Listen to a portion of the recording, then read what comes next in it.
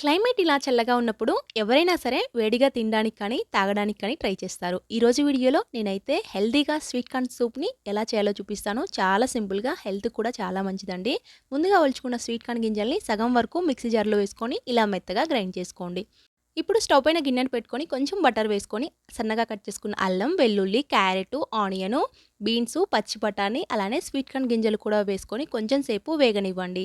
ఇలా వేగిన తర్వాత ముందుగా గ్రైండ్ చేసుకున్న స్వీట్ కార్న్ పేస్టు, పుదీనా, కొత్తిమీర కూడా వేసుకొని ఒక నిమిషం వేగిన తర్వాత సూప్‌కి సరిపడా వాటర్ వేసుకొని వాటర్‌లో కొంచెం సాల్ట్ కూడా వేసుకోండి. ఇప్పుడు ఒక స్పూన్ కార్న్ ఫ్లోర్‌లో కొన్ని వాటర్‌ని వేసుకొని బాగా మిక్స్ చేసుకొని సూప్‌లో యాడ్ చేసుకోండి. ఇలా సూపు మరుగుతున్నప్పుడు ఇందులోకి మీకు కావాల్సినంత పెప్పర్ పొడి అలానే కొద్దిగా నిమ్మరసం కూడా పిండుకొని ఒక నిమిషం పాటు మంచిగా మరిగించుకొని వేడివేడిగా సర్వ్ చేసుకుంటే స్వీట్ కార్న్ సూప్ అయితే హెల్త్‌కి చాలా మంచిది. సో టేస్ట్ కూడా చాలా బాగుంటుంది. తప్పకుండా ట్రై చేయండి. మీకు ఇంకా ఎలాంటి వీడియోస్ కావాలో కామెంట్ బాక్స్‌లో తెలియజేయండి.